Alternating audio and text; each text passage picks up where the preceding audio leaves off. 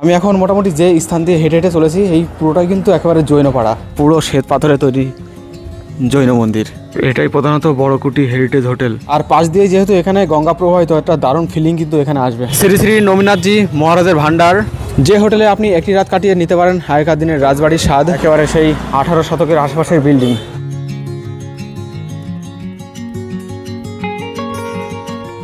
নমস্কার, আমি নয়ন। গঙ্গার পাড়ের এই সুন্দর মনোরম পরিবেশে স্বাগতম জানাচ্ছি তোমাদেরকে আরও একটি নতুন ভিডিওতে।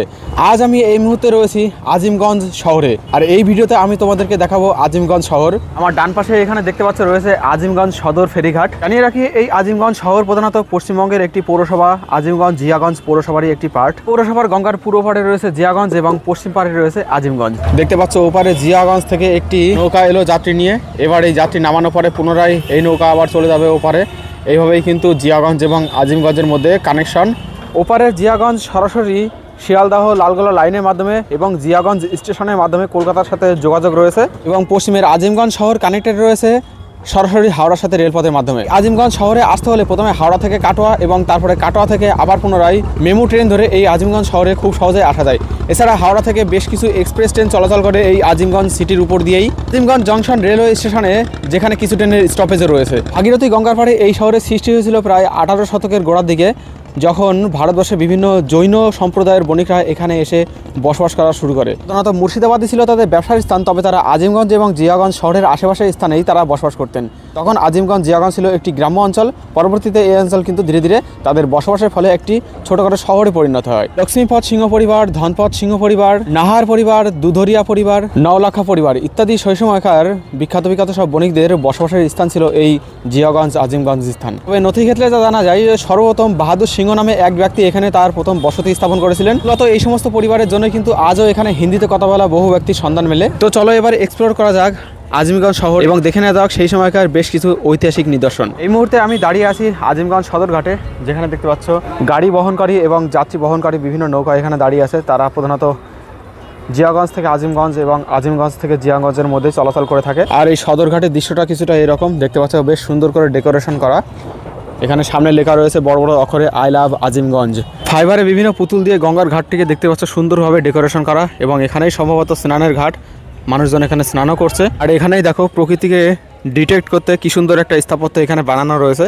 সামনে ওইখানে রয়েছে বিশ্ব বাংলার একটা স্ট্যাচু, এবং তার পাশে রয়েছে ভোলা মহেশ্বর এবং পার্বতী দেবীর দুটো স্ট্যাচু। কৈলাস পর্বতের একটা অবয়ব তৈরি করে তাদেরকে সেখানে রাখা হয়েছে। এরা কি এই ঘাটের একেবারে পাশে রয়েছে Azimganj city railway station.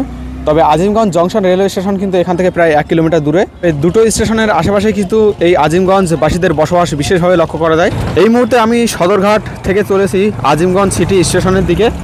2-3 minute পর এইরকম নৌকার আসা যাওয়া দেখলেই অনুমান করা যায় ভীষণ ব্যস্ত সিটি কিন্তু এই আজিমগঞ্জ জিয়াগঞ্জ শহর। তবে ঘাট থেকে ওঠার পরপরই কিন্তু দেখছি এখান থেকে মার্কেট শুরু। দেখতে পাচ্ছি এখানে বিক্রি হচ্ছে ফুটপাতে ব্যাগ, ওই পাশে এই পাশে বেশ কিছু খাবারের দোকান, আখের জুস, এই সমস্ত দোকানপাট বসেছে। জামা কাপড় বিক্রি হচ্ছে, খেলনা বিক্রি হচ্ছে। সদরঘাটের পাশে এখানে রয়েছে অটো, টোটো স্ট্যান্ড, যেখান থেকে এই শহরে বিভিন্ন স্থানে যাত্রা করা যায়। আর এরপরেই কিন্তু শুরু হয়েছে মার্কেট, এবং সেই সাথে পুরাতন বিল্ডিংয়ের মধ্যে মার্কেটটা। এই যে সমস্ত বিল্ডিং তোমরা দেখতে পাচ্ছ, প্রথম দিকে বেশ কিছু বিল্ডিং তো নতুন আছে, তবে এরপরে কিন্তু আরও পুরনো বিল্ডিং তোমাদেরকে দেখাবো। এই দেখো সামনে একটা বিল্ডিং রয়েছে, তার নিচে প্রচুর দোকান রয়েছে। এই বিল্ডিংটা কিন্তু ভীষণ পুরনো বিল্ডিং, একেবারে সেই 18 শতকের আশেপাশের বিল্ডিং। এছাড়া এখানকার মোটামুটি যেদিকে তাকাবে সেদিকে তোমরা সেই পুরাতন ঐতিহাসিক বিল্ডিং তোমরা এখানে দেখতে পারবে, যেগুলোর অবস্থা মোটেই ভালো নয়, কিন্তু তারপরেও কিন্তু এগুলোতে ব্যবহার হচ্ছে। নিচে প্রচুর দোকানপাট রয়েছে। আর এই হচ্ছে সামনে আজিমগঞ্জ সিটি রেলওয়ে স্টেশন। দেখতে পাচ্ছ রামপুরহাট থেকে একটি ট্রেন এলো, চলেছে কাটোয়ার উদ্দেশ্যে। তো এই স্থান যেহেতু জৈনদের একটি বসতি স্থান ছিল, সেই জন্য জৈনদের স্মৃতি বিজড়িত বহু পুরাতন হেরিটেজ বিল্ডিং এবং সেই সাথে বহু জৈন মন্দিরও কিন্তু এখানে লক্ষ্য করা যায়। তাছাড়া পাশে এখানে চার বাংলা মন্দির, বরানগর রাজবাড়ি, এই সমস্ত ঐতিহাসিক বিল্ডিং এবং ঐতিহাসিক মন্দিরও কিন্তু এখানে রয়েছে। এই দেখো ট্রেনটি যাওয়ার পরে দেখো কত প্যাসেঞ্জার এই ট্রেন থেকে নামলো। মানে এর থেকে অনুমান করা যায় যে কত ব্যস্ততম শহর এটা।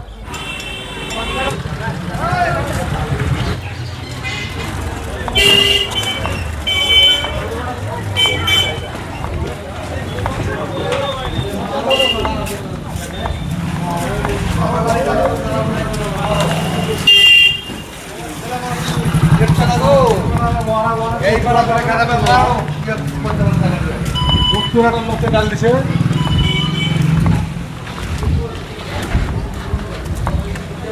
পুরাট নালে তো সারা পেটের খাবার হবে না, আবার সারা বুক পুরাটা লোকে গালাগালি করছে।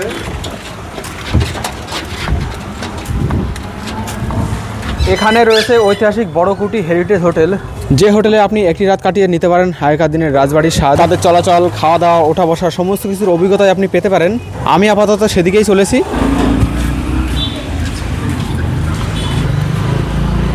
দেখো, শুধুমাত্র পুরাতন বিল্ডিং নয়, নতুন নতুন কনস্ট্রাকশনও কিন্তু এখানে হচ্ছে। আর যেতে যেতে এখানে নজরে পড়লো এই মন্দিরটি, শ্রী শ্রী নবীনাথজি মহারাজের ভান্ডার পঞ্চদতী মন্দির।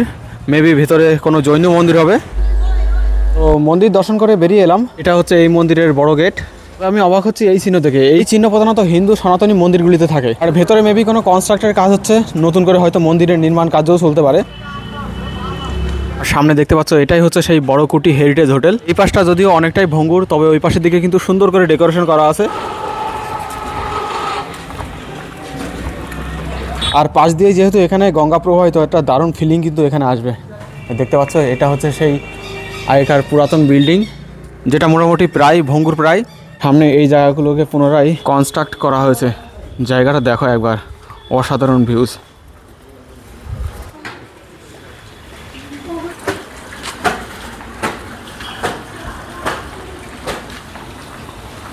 এটাই প্রধানত বড়কুটি হেরিটেজ হোটেল। পাশে এখানে রয়েছে আজিমগঞ্জ কেশর কুমারী বালিকা বিদ্যালয়। আর দেখো, এখানে যেদিকেই তাকাবে সেদিকেই মোটামুটি সেই 200 বছর প্লাসের সেই সমস্ত বিল্ডিং, সব পুরনো পুরনো বিল্ডিং। এখানে কিন্তু এখনও মানুষজন বসবাস করে কোনো কোনো বিল্ডিংয়ে। এই একটা বিল্ডিং দেখো, এটাও সেই বহু পুরাতন। দেখো উপরে দেখো, সম্ভবত কোনো হিন্দু বাড়ি হবে এটা। এখানে হনুমানজির একটা মূর্তি দেওয়া রয়েছে এবং ওয়ালে ওয়ালে দেখতে পাচ্ছ কিছু কিছু ডিজাইন করা। ডিজাইনগুলো কিন্তু দেখেই বোঝা যাচ্ছে যে কতটা পুরাতন হতে পারে এই জায়গাটা। এই দেখো, এখানে একটা সেই সময়কার পুরাতন বিল্ডিং রয়েছে যার নাম হচ্ছে সিংহীকুটি। ঘুরতে ঘুরতে আমি চলে এসেছি একেবারে আবার পুনরায় গঙ্গার পাড়ে। এই যে আমার এই পাশে দেখতে পাচ্ছ গঙ্গা রয়েছে, আর এখানে রয়েছে কিন্তু জৈন শ্বেতাম্বর কোঠি, এবং সে সাথে দেখতে পাচ্ছ এখানে ছোট্ট একটা শিবের মন্দির রয়েছে, এবং আমার ডান পাশে এখানে একটি সুন্দর ছোট্ট স্নানের ঘাটও করা রয়েছে। এই জায়গাটা গঙ্গার একেবারে পাড়েই, তো সুন্দর মনোরম পরিবেশ কিন্তু এখানে, সেই সাথে সুন্দর ভিউজ তো রয়েছে। আমি প্রধানত শহরের ভেতরের এরিয়া ছেড়ে এই গঙ্গার পাড়ে সুন্দর মনোরম পরিবেশ এলাম। তার একটা কারণ আছে, সামনে একটা জিনিস আছে, সেই জিনিসটা তোমাদেরকে দেখাবো। It is house of Sher valley নামে এই সুন্দর বিল্ডিংটি, সুন্দর লোকেশনে।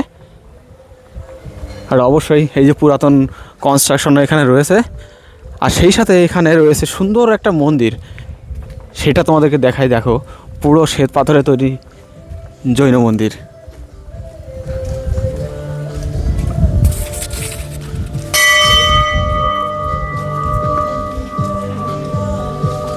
আর এখানকার বিল্ডিংটা দেখো, অসাধারণ বিল্ডিংটা। মানে এটা বোধহয় কোনো হোটেল বা ওই টাইপের কিছু একটা হবে। দারুণ দারুণ। এই যে এখানে বিকেলে গঙ্গার ধারে বসে চা কফি খাওয়ার জায়গাও এখানে করা আছে। বেশ দুর্দান্ত জায়গা এটা। পাশেই আরও কিছু বিল্ডিং করা হচ্ছে, সেখানে দেখো একদম টাইলস দিয়ে, শ্বেত পাথর দিয়ে পুরো বিল্ডিংটার দেয়ালগুলোকে ঢেকে দেওয়া হচ্ছে। যে বিল্ডিংগুলো প্রধানত অতিরিক্ত পুরাতন হয়ে গেছে বা ভঙ্গুর প্রায়, সেগুলোকে কিন্তু ধীরে ধীরে ডেমোলিশ করে ফেলা হচ্ছে। এখানে নতুন নতুন কনস্ট্রাকশন হবে। আর আমি এখন মোটামুটি যে স্থান দিয়ে হেঁটে হেঁটে চলেছি, এই পুরোটাই কিন্তু একেবারে জৈনপাড়া। এখন জানি না কারা বসবাস করে, আগে ছিল। দেখতে পাচ্ছ বাড়িঘরগুলো সেই সময়কার পুরনো পুরনো বাড়িঘর। এবার সেই পাড়ার থেকে পুনরায় আবার মেন রাস্তাতে উঠবো। এটা মূলত এই যে হাউস অফ শের ভ্যালি, তারই গেট। তোমাদের প্রধানত এই যে হাউস অফ শের ভ্যালি দেখালাম, এটা কিন্তু ভারতবর্ষের প্রথম মিউজিয়াম হোটেল। এই যে এখানে যে গেটটিতে বেরিয়ে এলাম, সেই গেটের উপরেই কিন্তু এটা লেখা রয়েছে। এবার আপাতত এখান থেকে যাব চার বাংলা মন্দিরের দিকে। আর এখানকার এই পুরনো পুরনো বিল্ডিংগুলোর দেয়ালটা দেখো। এই চার বাংলা মন্দির প্রধানত আজিমগঞ্জের একটি সাইডের দিকে বরানগর গ্রামে রয়েছে। তোমরা হয়তো অনেকেই বলতে পারো, কেমন আজিমগঞ্জ শহর দেখাচ্ছি, ছোটো ছোটো বাড়িঘর, পুরনো পুরনো বাড়িঘর, নতুন কোনো বড় বিল্ডিং নেই, এ কেমন শহর? তো জানি রাখি, আজিমগঞ্জ কিন্তু এইরকমই, মোস্টলি বেশিরভাগ সব দোতলা তিনতলা, তার উপরে তেমন কোনো বিল্ডিং নেই। যাই হোক, নেতাদের স্ট্যাচু রাখা এই মোড়ে আমি চলে এলাম। সামনেই রানী ভবানী স্মৃতি বিজড়িত চার বাংলা মন্দির সহ আরও বেশ কিছু ঐতিহাসিক নিদর্শন রয়েছে, সেগুলো দেখব। দেখে আবার পুনরায় মূল আজিমগঞ্জ শহরের মধ্যে ফিরে আসব।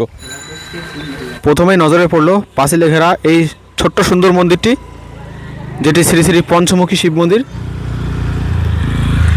গেটে এখন তালা মারা রয়েছে, না হলে হয়তো ভিতরে যেতাম। সামনে এখানে একটা স্কুল রয়েছে, মেবি প্রাইমারি স্কুল। আর এখানে একটা বড় একটা সুন্দর ফুলের গাছ দেখলাম, দেখো ফুলগুলো কত সুন্দর লাগছে, হলুদ রঙের ফুল। এরকম হলুদ ফুল কিন্তু খুবই রিয়ার। আর একটা জিনিস জানি না তোমরা লক্ষ্য করেছো কিনা, সে আজিমগঞ্জ হোক বা আজিমগঞ্জের পাশে বড়নগর হোক, পুরো এলাকাটাই কিন্তু রাস্তাটা এরকম কনজেস্টেড। মানে একটা গাড়ির পাশে আরেকটা গাড়ি যাওয়াটা কিন্তু খুবই মুশকিল, যেহেতু বহু প্রাচীন শহর, মেবি সেই জন্যই হয়তো এমনটা হবে। সামনে দেখো এখানে একটা ছোট্ট মতন জগন্নাথ টেম্পলও বানানো রয়েছে। আর এবার চলে আসলো বড়নগর রানী ভবানী বিদ্যাপীঠ। আর এর ঠিক পেছনে রয়েছে রানী ভবানীর স্মৃতি বিজড়িত চার বাংলা মন্দির সহ আরও নানান ঐতিহাসিক নিদর্শন। এবার তোমাদেরকে একে একে সেগুলো দেখিয়ে দেবো। চার বাংলা মন্দিরের ভিতরে ভিডিওগ্রাফি বা ফটোগ্রাফি একেবারেই নিষিদ্ধ, তো ওর ভিতরের দৃশ্য কিছু দেখাতে পারবো না, বাইরে থেকে তোমাদেরকে দেখাবো। পশ্চিমবঙ্গের মুর্শিদাবাদ জেলার আজিমগঞ্জ শহর ভ্রমণে গেলে আজিমগঞ্জের পাশে অবস্থিত বড়নগর গ্রাম ভ্রমণ না করলেই নয়, কারণ এখানে রয়েছে 17 শতকের বিখ্যাত রানী ভবানীর স্মৃতিবিজড়িত বহু মন্দির এবং তার রাজবাড়ি। তিনি ছিলেন তখনকার নাটোরের জমিদার রাজা রামকান্তের স্ত্রী। অল্প বয়সে রাজা রামকান্ত ইহলোকের মায়া ত্যাগ করলে সমস্ত জমিদারির দায়ভার তখন এসে পড়েছিল এই রানী ভবানীর উপরেই। শক্ত হাতে তিনি সেই জমিদারিত্ব পালনও করেন। পরবর্তীতে নানান ঘটনা পরে মুর্শিদাবাদের এই বড়নগরের নির্মাণ করেন বাংলার কাশী এবং এখানেই তিনি বসবাস করতে শুরু করেন। জানা যায় রাজবাড়ি ছাড়াও তিনি 108টির মতন মন্দির এখানে ছোট বড় মিলিয়ে নির্মাণ করেছিলেন প্রায় সে সময়। তবে আজ সেখানে সেই মন্দিরগুলির অধিকাংশই ধ্বংসপ্রাপ্ত, কিছু কিছু আজও বিদ্যমান, সেগুলি প্রধানত এখানকার দর্শনীয় স্থান।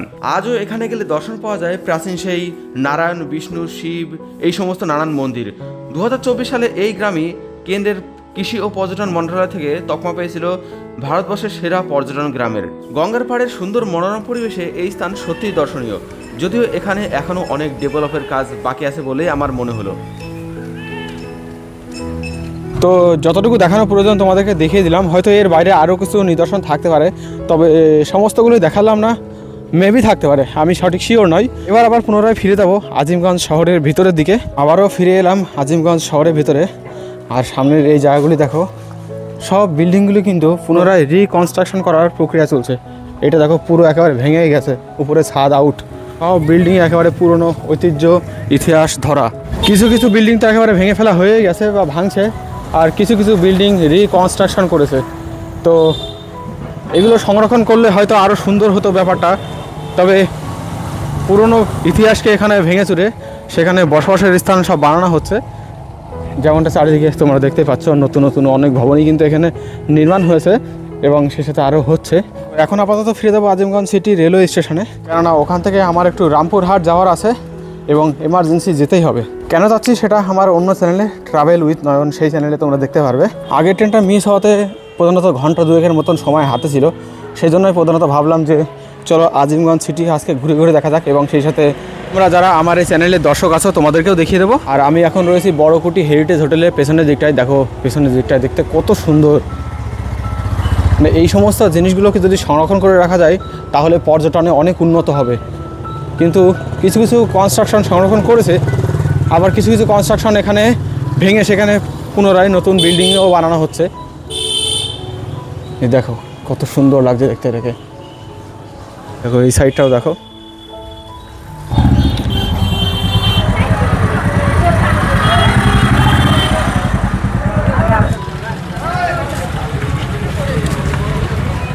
এলাম আজিমগঞ্জ সিটি রেলওয়ে স্টেশনে। আর এখানে স্টেশনের কোলে দেখতে পাচ্ছ বিভিন্ন টুকিটাকি জিনিসপত্র সব বিক্রি হচ্ছে, আর প্রত্যেকে ওয়েট করছে পরবর্তী ট্রেনের জন্য স্টেশনের উপরে, দেখতে পাচ্ছ।